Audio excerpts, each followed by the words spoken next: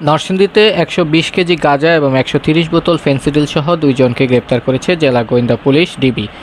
সোমবার দুপুরে Narsingdi police super কার্যালয়ে এক সংবাদ সম্মেলনের মাধ্যমে এসব তথ্য জানায় পুলিশ সুপার মোহাম্মদ আব্দুল হান্নান।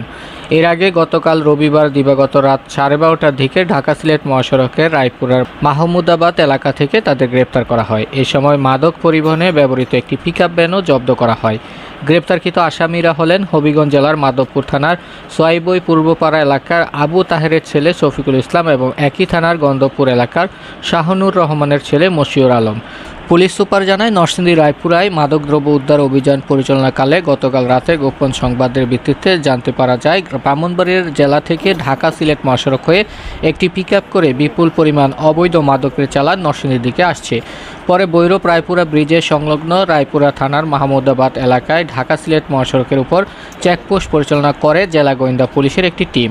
এ সময় ভৈরব থেকে মুরগির একটি খাদ্যের বস্তা বোঝায় কালো রঙের একটি ডিআই পিকআপ গাড়ি চেকপোস্টের কাছে এসে পৌঁছালে পুলিশের উপস্থিতি টের পেয়ে উল্টো দিকে ঘুরিয়ে ভৈরব অভিমুখে পালানোর চেষ্টা করলে পুলিশ পিকআপটি আটক করে।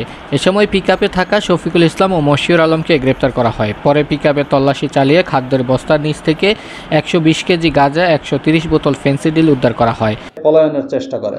পরবর্তীতে আমাদের ডিবি টিম তাদেরকে ধাওয়া করে এবং মাহমুদাবাদ ব্রিজ এলাকায় তাদেরকে আটকাতে সমর্থ হয়। তো পরবর্তীতে আমরা এই ট্রাকটিকে আমরা জব্দ করি এবং এই ট্রাকের উপরে ফিডের মাল আছে। সেই মালের নিচে অত্যন্ত সুচতুরভাবে সুকৌশলে এই মাদক, যেখানে ১২০ কেজি গাঁজা এবং ১৩০ বোতল ফেনসিডিল অত্যন্ত সুকৌশলে লুকিয়ে তারা নিয়ে যাচ্ছিল।